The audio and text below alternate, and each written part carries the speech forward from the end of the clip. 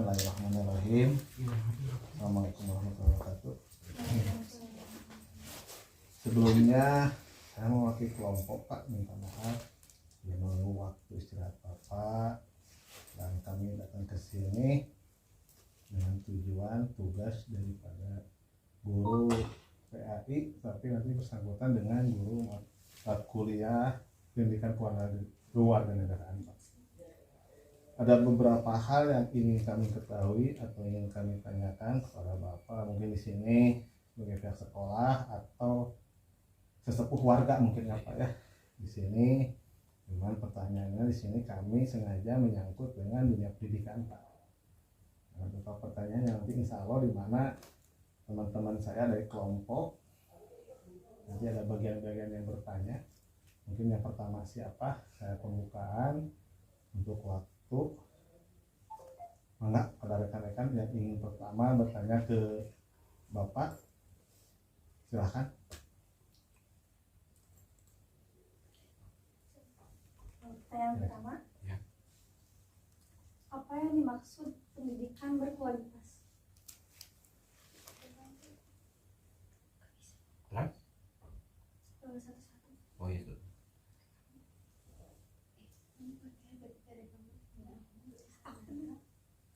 Udah mulai?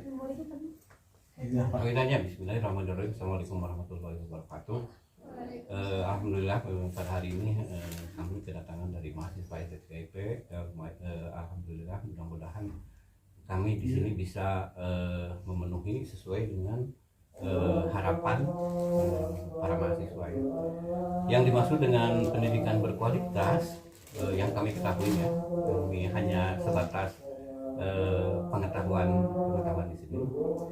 Ya pendidikan berkualitas itu yang mungkin bisa diandalkan untuk di masyarakat karena kualitas pendidikan kan ditentukan dari berbagai hal. Yang kami ketahui itulah kualitas itu yang bisa diandalkan oleh masyarakat lah pada intinya. Saya di sini mewakili dari ini pesantren ya. Kita batasi lah pesantren. Kalau untuk sekolah memang pada dasarnya kami di sini sebagai pengurus inti yayasan. Jadi saya sangat mengetahui tentang perkembangan pendidikan di semua komponen, baik di sanawiyah, aliyah, MI, termasuk RA-nya, termasuk di pesantren karena saya jadi pengurus di inti yayasan. Selanjutnya, Untuk meningkatkan kualitas pendidikan, kami di sini untuk meningkatkan kualitas pendidikan mencoba dengan berbagai hal, umpamanya dengan meningkatkan mutu pendidiknya itu sendiri, dengan mendorong mereka untuk mengejar baik pendidikan pesantren maupun pendidikan formalnya. Di sini untuk mengejar kualitas pendidikannya semuanya berkualifikasi S1. Jadi, alhamdulillah semua pengejar berkualitas S1 untuk menunjang ke arah itu gitu. Jadi kalau sekarang kan yang namanya kualitas walaupun apapun baik walaupun memang pada dasarnya pendidikan itu kuantitasnya perlu juga gitu ya, tapi kualitasnya kemungkinan ditentukan oleh pendidiknya itu sendiri gitu. Jadi alhamdulillah lah di kami baik di pendidikan karena bersatu antara pihak sekolah dengan pihak pesantren itu satu kesatuan yang tidak bisa dipisahkan. Jadi pihak pesantren sangat menunjang ke pendidikan sekolah,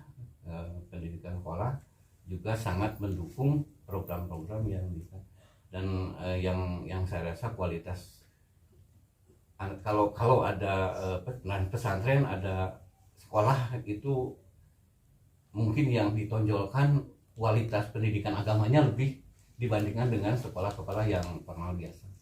Jadi ada yang diunggulkan mungkin. Ada yang diunggulkan. Ya. Kita kan punya kurikulum khusus gitu ya. Seperti kurikulum tahfidz, itu kan tahfidz ada, Terus ada kurikulum pesantren juga ada, ya, itu untuk menunjang supaya mereka berkualitas.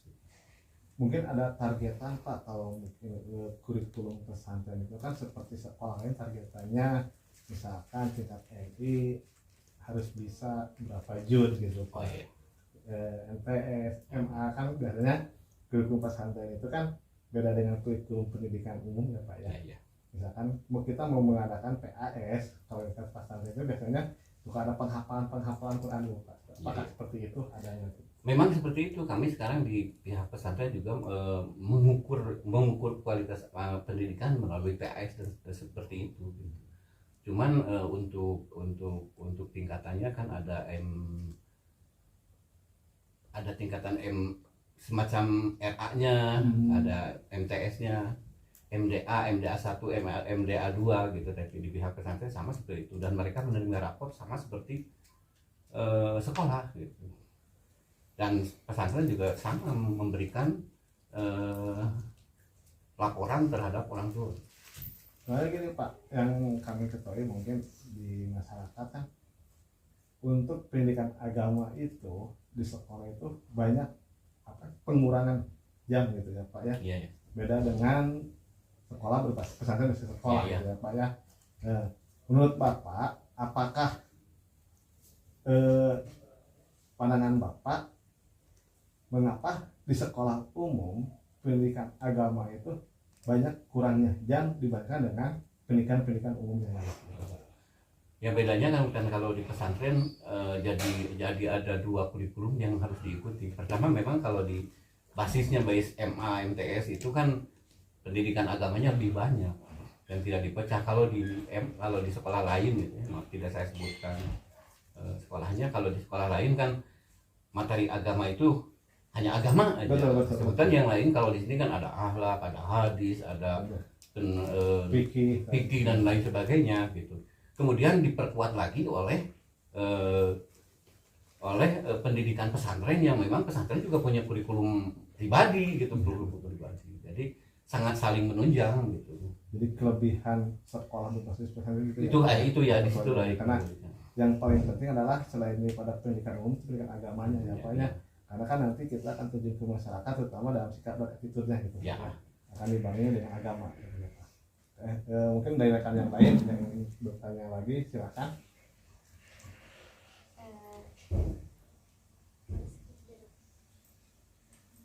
Di skip.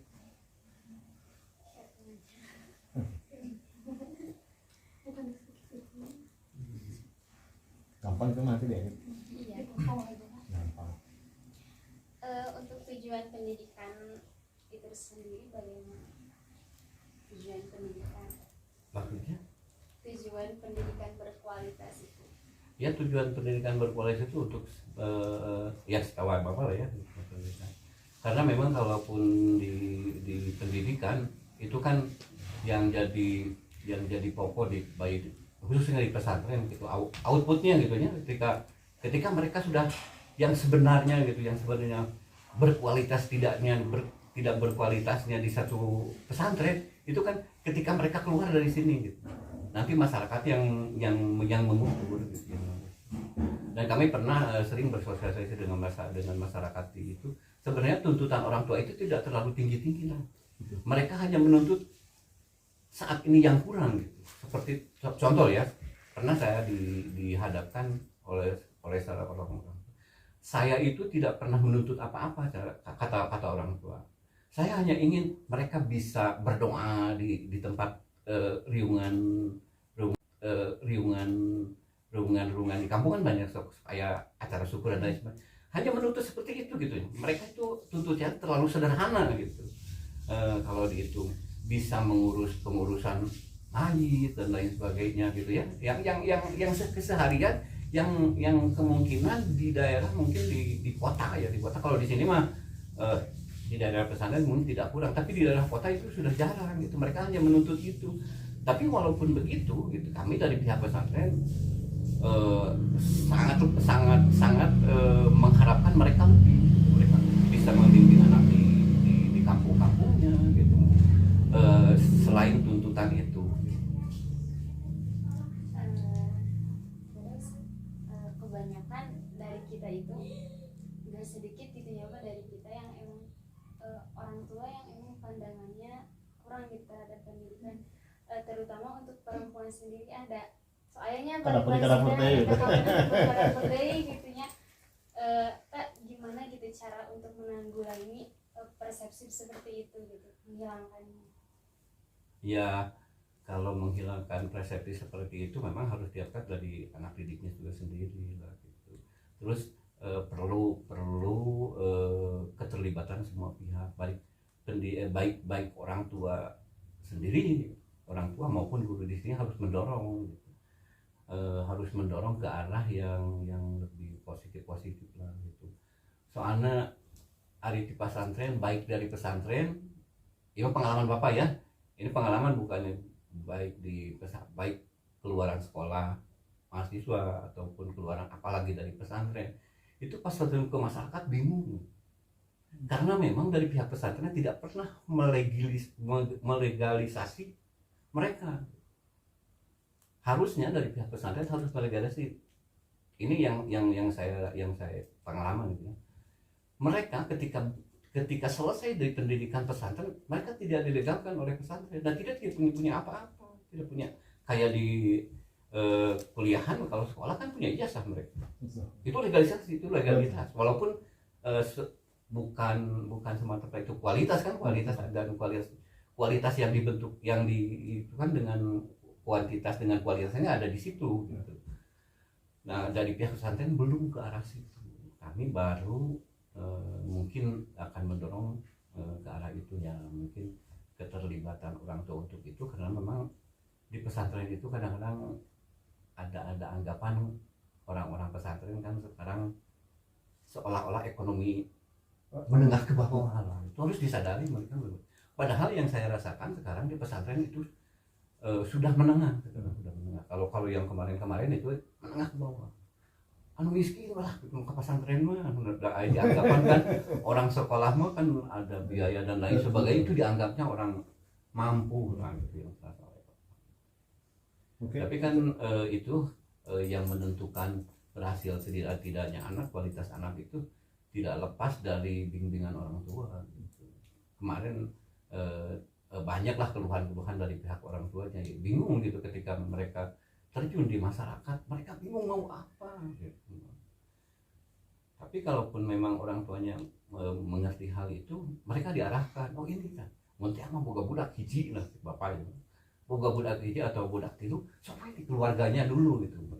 Karena prinsipnya sok dari hal-hal yang terkecil untuk menuju sesuatu yang besar gitu kan. Kadang-kadang orang berpikiran orang tua, baik orang tua di mana-mana itu terjadi inginnya langsung besar gitu, padahal menurut Bapak jangan terlalu kita yang besar itu, yang kecil aja tuh. Mimpinya yang kecil, jangan seperti ada anggapan kita ingin seolah-olah merubah dunia, itu kan tidak mungkin gitu. Itu yang kecil aja dulu, untuk merubah dunia itu yang kecil yang besar, sehingga akhirnya kemungkinan kita bisa merubah dunia, walaupun dunianya dunia yang dalam sub yang tertentu lah gitu, yang sesuai dengan kemampuan kurang sarerea lah gitu kan. Nah itu lah. Ini Pak,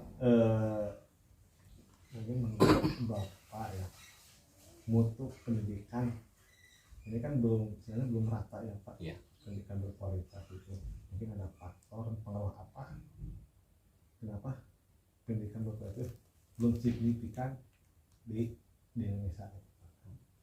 Ada tuh bulat tuh ditanya kan gitu mah Bapak mah. Ya, dicek pendapat Bapak mah memang belum ratanya gitu ya. Rata. Karena memang terus kadang-kadang ada satu kesulitannya, kalau di pesantren kan flat, tidak ada. Kalau di pesantren, kalau di sekolah umum kan kurikulumnya berubah-ubah gitu. Belum paham yang ini udah ganti kurikulum dan yang ini kan liar gitu ya. Sementara kan kualitas dituntut, sangat-sangat dituntut. Jadi kan yang menentukan mungkin di samping bimbingan guru dan pendidikan yang itu, untuk menuju ke pendidikan kualitas itu mungkin perlu proses, baik itu pemahaman guru, orang tua dan lain sebagainya. Dan untuk saat ini sebetulnya setahu Bapak gitu, mereka sudah menuju ke arah itu, karena memang kalau dulu Bapak dilahirkan oleh seorang ibu yang tidak yang buta huruf gitu ya. Maaf, bukan berarti menghinakan orang tua, tapi memang kenyataan bahwa orang tua zaman Bapak mah sekolah SD gitu nggak tinggal gitu. Sehingga menjadikan Bapak sebagai seperti ini itu satu kemajuan, itu satu tanda bahwa itu satu kemajuan pendidik. Bapak mah buruh tani gitu, buruh tani, sehingga cek paribasa mah non emut gitu bapak kumpul ku mama teh tiasa macam-macam gitu. Mata waktu itu mereka orang tua sangat mendukung untuk sekolah gitu. Sehingga alhamdulillah untuk selingkuh bapak mah gitu dianggap lamun jadi ukuran mah, lamun di ukuran pendidikan ya lebih baik kan, yang lebih maju, yang dianggap maju itu yang generasi selanjutnya itu lebih baik dari generasi sebelumnya. Bukan berarti di Indonesia juga tidak maju, tapi alhamdulillah kemungkinan dari lingkup kecil keluarga bapak gitu ayah lah. Namun bapaknya SMA kemudian anak nama SIG gitu. Nah, itulah beran ukuran nama gitu.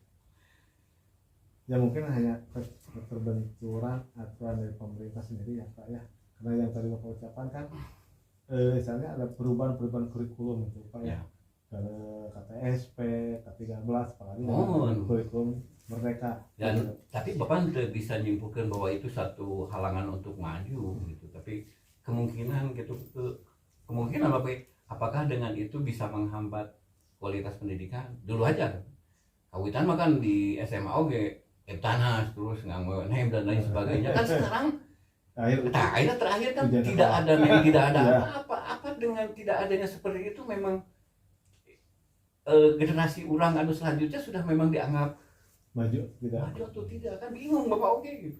Ari bageula makan hayang menang nem teh sakumaha ripuhna gitu nya. Tapi ayeuna mah budak rek sakola itu penting mah cek paribasa mah ulin di sekolah menang ijazah kan gitu. Kan itu bukan satu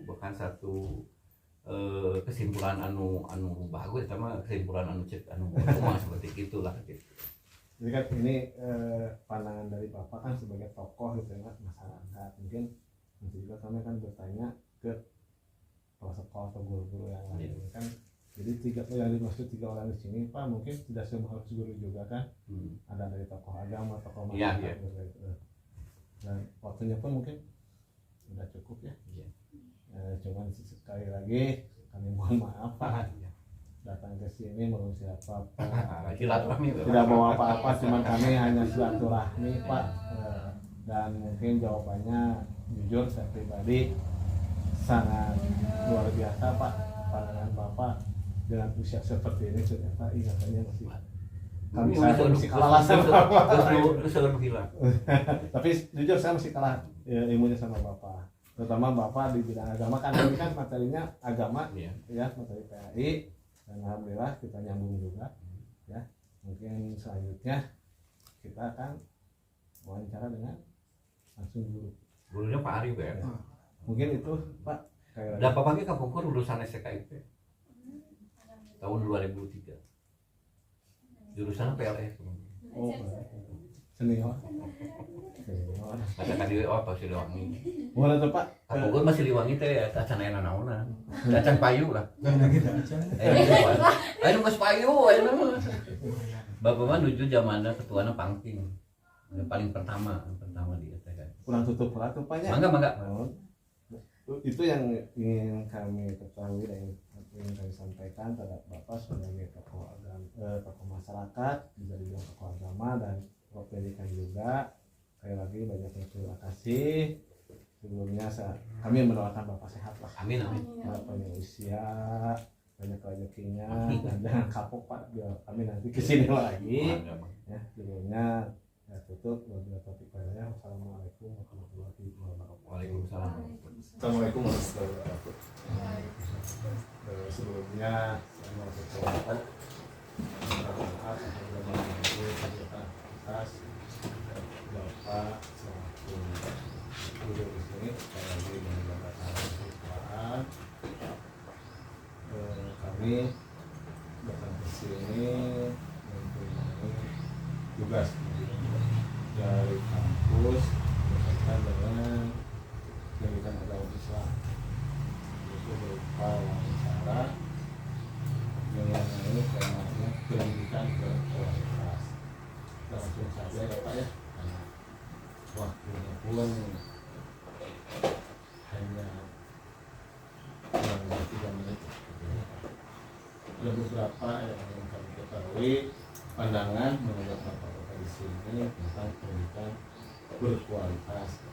Nanti rekan-rekan dari kelompok kami akan bertanya apa sih itu pendidikan berkualitas. Untuk rekan-rekan waktu bisa silakan dan bertanya. Ya Pak, sebagai kesiswa dulu. Apa yang dimaksud?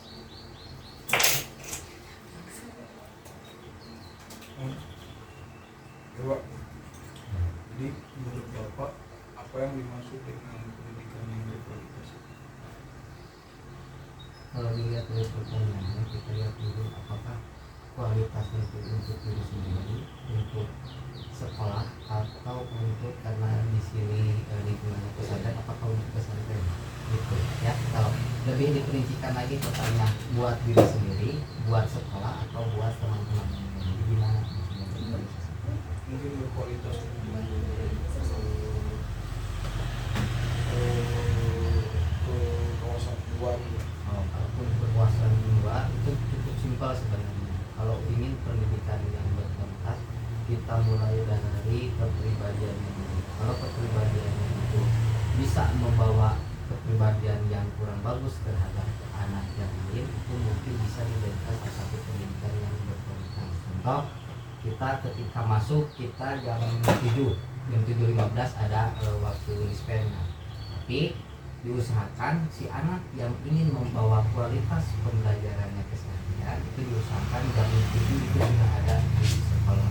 Itu mungkin akan menjadi salah satu pendidikan buat dirinya, juga untuk pendidikan yang lain, supaya yang lain berkualitas dan kualitas untuk si siswa tersebut itu bisa bertambah dan terus bertambah. Itu yang paling utama. Kalau untuk tujuan akhir dari pendidikan yang berkualitas khususnya di sekolah ini bagi masyarakat luar. Kalau di sini karena kita itu mempunyai pendidikan yang berkarakter, mungkin kita akan membentuk karakternya dulu.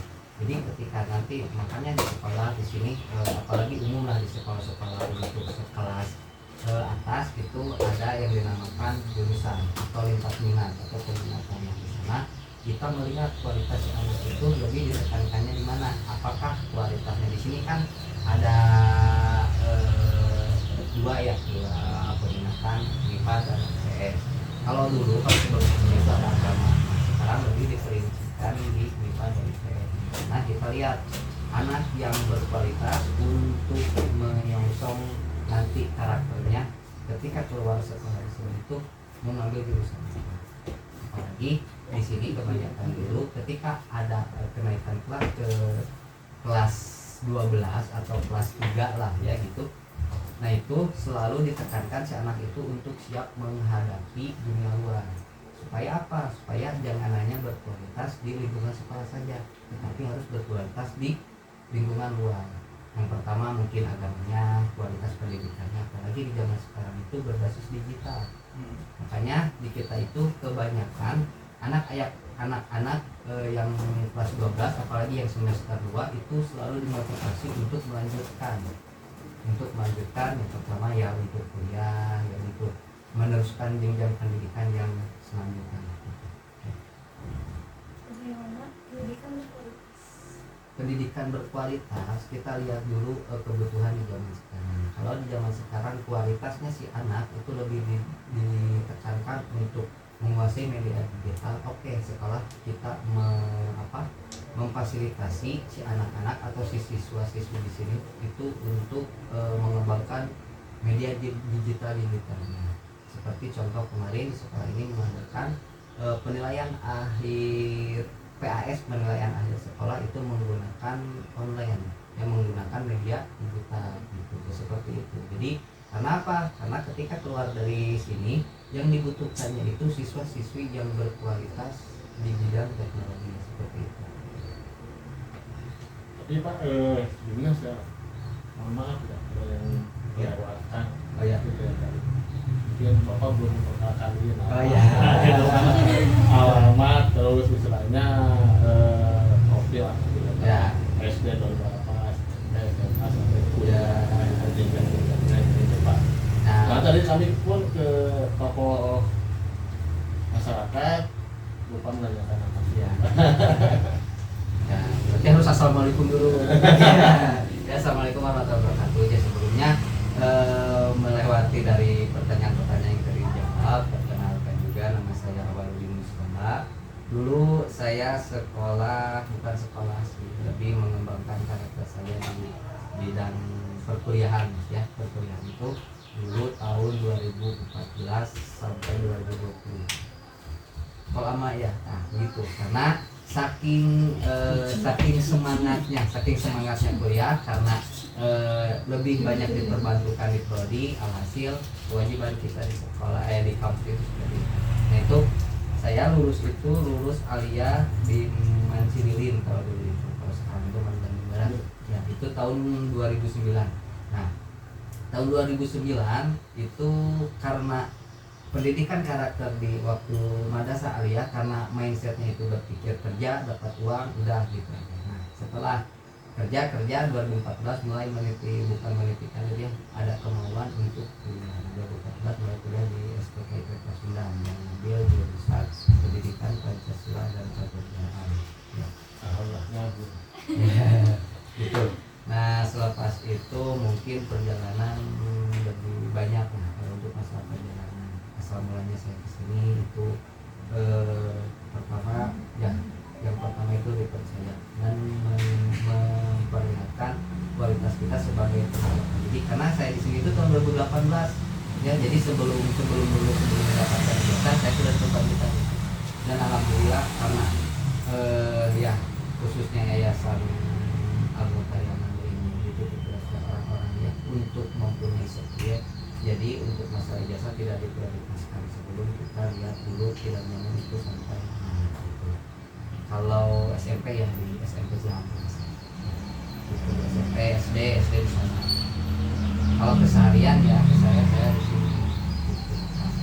Tapi keseharian itu sebagai bidang kesiswaan juga yang mengajar juga. Nah, itu tugas tambahan sebagai kesiswaan. Ya, Jadi ini kan tugasnya itu iya Pak. Ya. Oke, berkesinambungan dengan matkul pendidikan Pancasila. Oh ya. Jadi pertama kan di Ya, ya, ya. Soalnya kan alhamdulillah juga kami tadi diarahkan oleh Pak kita dengan budaya kan di sini yang pertama pendidikan digabung dengan pesantren pada yang Iya. kan dari situ kami akan mengikuti juga dan kemudian berkompeten. Mudah-mudahan nanti kami menyusunnya pun tidak rumit lagi gitu Iya, Pak. iya, iya. Gitu. Dan mungkin berlanjut lagi mungkin yang ditanyakan oleh sampaikan. Kalau ini Pak saya dulu ya mulai. Menurut Bapak, apakah udah signifikan udah merata gitu pendidikan berkualitas di negara kita? Kalau ruang lingkupnya negara, mungkin saya pribadi itu tidak menitik beratkan atau membandingkan dengan negara, karena ruang lingkupnya itu nasional.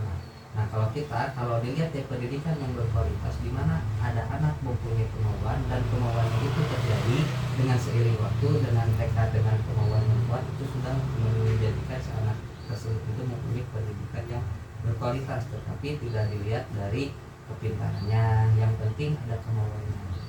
Dan juga untuk pendidikan berkualitas di lingkungan ini kita dititik beratkan lingkungan kita ini aja. Jadi karena apa? Karena hal yang besar itu dimulai dari hal yang kecil. Jadi kita di sekolah ini pendidikan berkualitas itu harus tepat waktu, harus rapi, harus bagus lah kesehariannya, absensinya harus bagus. Mungkin itu yang seperti itu. Kalau dibandingkan dengan pendidikan yang berkualitas menurut negara lah, kalau menurut nasional itu mungkin kita harus ada tingkatan sebagai pembantu, karena anak dan siswa-siswi di sini itu belum tahu bagaimana pendidikan yang berkualitas di lingkungan nasional gitu. Jadi kita dipelajari dulu dari hal yang terkecil. Ya. Menurut Bapak, meningkatkan kualitas dalam pendidikan itu gimana? Kalau meningkatkan kualitas kita banyak itemnya, banyak modelnya. Kalau ingin meningkatkan kualitas dari kepribadiannya, oke, mungkin kita lihat dulu keseharian di sekolah kita itu bagaimana. Karena apa? Karena kalau kita menginginkan sesuatu yang bagus, itu otomatis kita juga itu harus memulai dari hal-hal yang bagus seperti itu. Ya. Kalau misalkan dari faktor-faktor yang melemahkan dan menguatkan pendidikan yang berkualitas di Indonesia, Khususnya kalau di Indonesia kita lihat dulu dari lingkungan kita ya, karena gini, itu lebih ke arah lebih ke bijaknya menggunakan media sosial. Karena zaman sekarang itu media sosial itu di samping menjadi sumber pembelajaran, sumber informasi, juga itu menjadi sumber segala sesuatu yang bisa menjadikan kepribadian si orang tersebut itu menjadi peningkatan perubahan. Contohnya seperti ini, ketika kita scroll IG, ketika kita lihat hal-hal yang seperti motivasi, cara pembelajaran, otomatis historinya itu semuanya itu tentang pembelajaran, tentang apa. Beda lagi dengan ketika kita memainkan atau ya melihat sosial media, yang pertamanya kita itu melihat hal yang tidak penting, mungkin kesananya itu menjadi hal yang tidak penting. Jadi kalau untuk meningkatkan kualitas pembelajaran ataupun kualitas diri sendiri, diusahakan itu lebih baik atau bijaklah menggunakan segala sesuatu atau menanggapi segala sesuatu. Jadi harus ada pembanding, karena di kita itu segala sesuatu itu sebab akibat ya. Jadi gini, ketika kita mempunyai sebabnya kita malas, akibatnya itu akan jadi sebabnya. Jadi kita ganti, bukan karma, berarti sebab akibat. Jadi segala sesuatu kalau kita ingin menjadi orang yang berkualitas, sebabnya itu harus bagaimana? Rajin belajar, ke sekolah jangan terlambat seperti itu, menggurui guru seperti itu ya. Karena di kita itu sebab akibat itu paling utama. Dan apakah harus ditunjang dengan fasilitas kenapa? Nah, kalau kita punya yang berkualitas ini pendidikan. di sini khususnya di MA Al-Muqtaria Mande, kalau untuk masalah fasilitas kita itu fasilitas apa yang tidak ada atau fasilitas apa yang mau diberlakukan, dikembalikan lagi karena kurangnya bijaknya si siswa. Mungkin gini, dalam satu kelas mungkin ada 1 orang 2 orang yang bijak menggunakan fasilitas sekolah dan sisanya itu cuek, sisanya lagi itu tidak mau menggunakan fasilitas. Alhasil fasilitas yang sudah lengkap di sini itu hanya diberlakukan atau hanya berguna bagi sekian orang atau 1 orang 2 orang. Jadi fasilitas itu mungkin di sini khususnya di MA Muqtaria Mande, fasilitas apa yang mau yang mau diadakan, yang tidak ada juga diadakan, tapi dikembalikan lagi, dikasih tanggung jawab dan juga bagaimana cara menggunakannya supaya ketika kita mempunyai fasilitas itu digunakan dengan bijak seperti itu ya. Oke, assalamualaikum warahmatullahi wabarakatuh. Untuk perkenalan, nama saya Ari Karyaman. SMA saya di sini 3 tahun, saya alumni dari Al-Muqtaria, kemudian S1 di Universitas Bandung, saya 2004 sampai 2008 jurusan pendidikan matematika. 2008 ya. Maka yang ingin bertanya berarti mengenai bersama ya sama pandangan Bapak gimana? oh gitu. Iya. Pandangan Bapak tentang pendidikan berkualitas. Oke, sederhana untuk pandangan saya, pendidikan berkualitas itu adalah pendidikan yang bisa menghasilkan siswa untuk bisa bersaing ketika keluar itu di dunia kerjanya, ketika keluar itu di dunia perkuliahannya, ketika keluar itu di dunia masyarakat. Jadi secara global pendidikan berkualitas itu adalah pendidikan suatu lembaga bisa mengeluarkan siswa yang berkualitas itu ketika dia bisa beradaptasi berjuang di lingkungannya, karena tidak semua siswa itu jadi guru nantinya, tidak semua itu jadi apalah gitu. Jadi yang bisa beradaptasi kemudian yang bisa bersaing di lingkungannya itu adalah pendidikan berkualitas. Kan ini sekolah berbasis pesantren, cara lain agar siswa yang lulusan dari sini mampu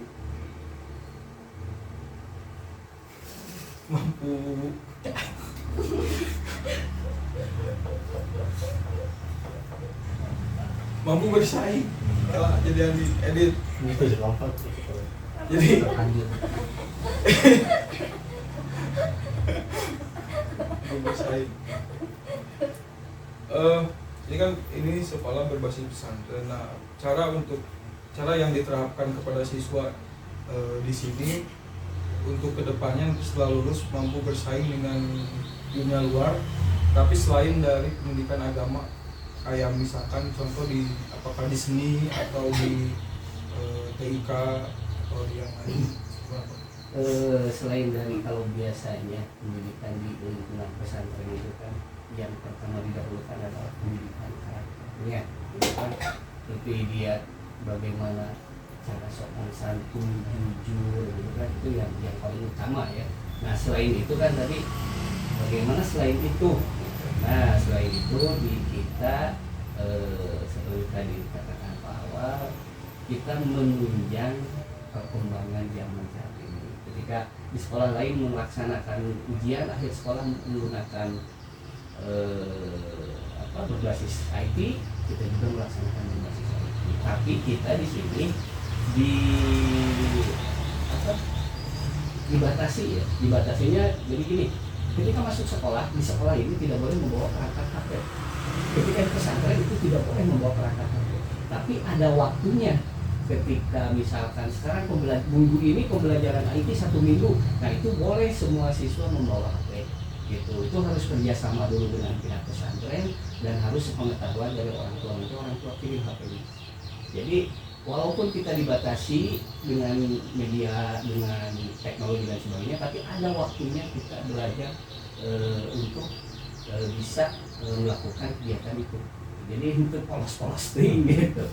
Tapi ada waktunya, ada durasinya. Seperti UAS kita UAS 10 hari atau 2 minggu, UAS selama 2 minggu. Nah 1 minggu sebelumnya ada edaran dari pesantren, kemudian dari sekolah, kemudian ke orang tua masing-masing, nanti HP-nya di sini disimpan, kemudian baru bisa melaksanakan kegiatan IT. Jadi walaupun kita sulit untuk melaksanakan kegiatan IT, tapi tetap karena itu adalah tuntutan zaman, maka kita harus ya mau tidak mau harus seperti itu supaya bisa menunjang dari pendidikan yang berkualitas.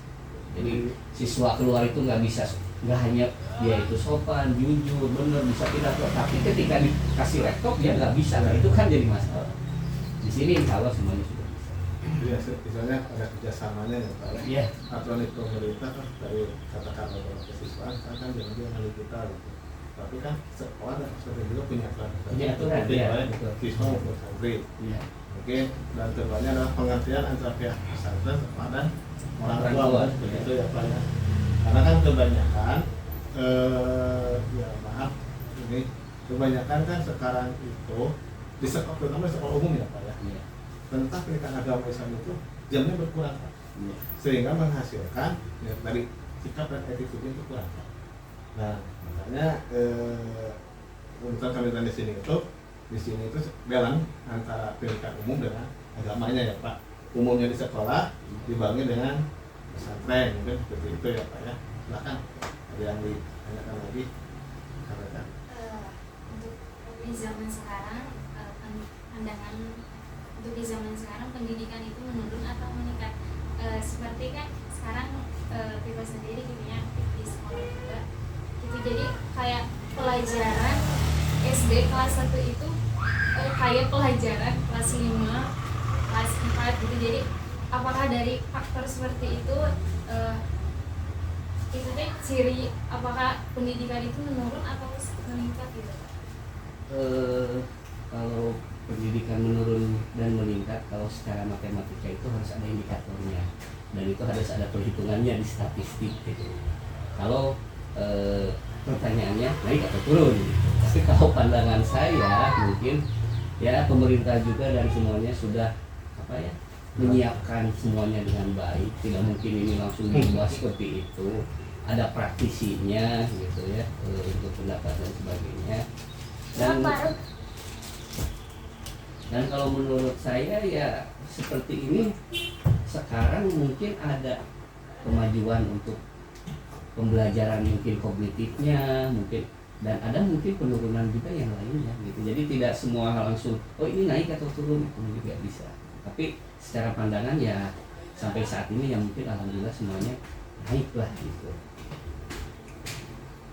Jadi secara pendidikan secara berkualitas, mungkin secara berkualitasnya menurut atau enggaknya gitu ya. Ya kan?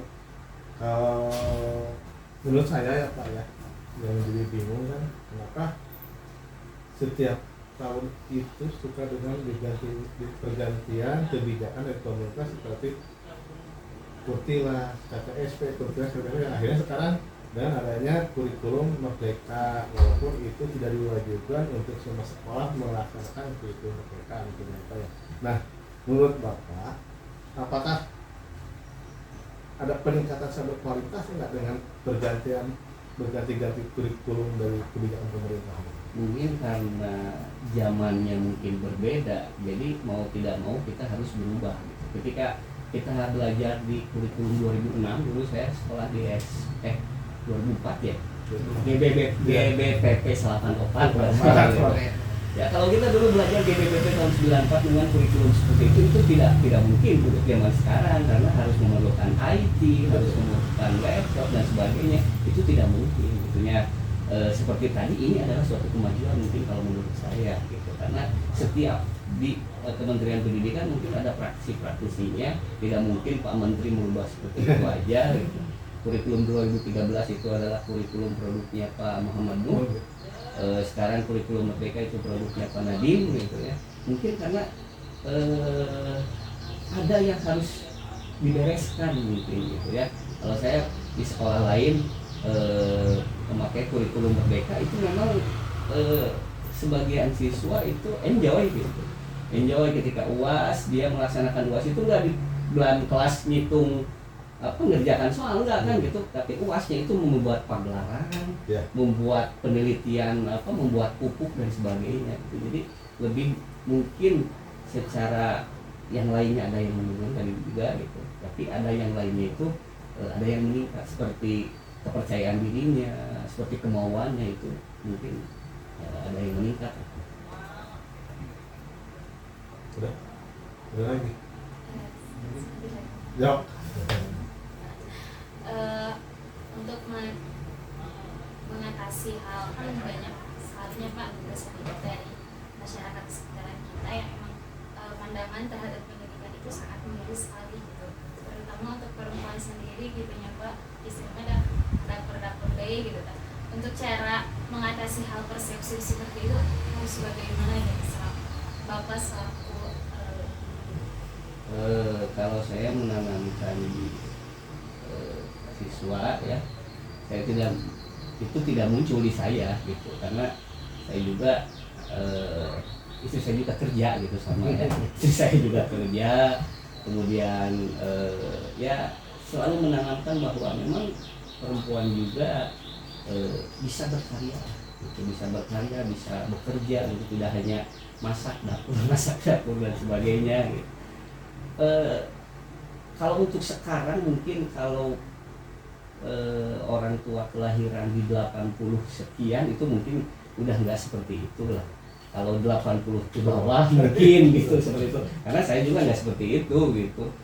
Ke anak gitu, mau siswa laki-laki mau perempuan, motivasinya sama, semuanya sama gitu. Apalagi sekarang kan gender itu harus disamakan kayaknya gitu. Walaupun secara aturan agama ada yang tidak bisa disamakan gitu. Kalau untuk hak kewajiban kita sebagai warga negara dan sebagainya bisa disamakan, tapi kalau untuk beragama mungkin ada beberapa siswa antara laki-laki dan perempuan tidak boleh sama gitu. Laki-laki bisa ngawalian, kalau maksud itu kayak kumaha gitu, bisa ngawalian gitu. Laki-laki bisa jadi imam, mungkin perempuan bisa jadi imam tapi makmumnya perempuan juga gitu. Nah itu ada beberapa lah yang mungkin nanti bisa dibatasi. Mungkin itu mah ada orang tua kita dulu. Mungkin.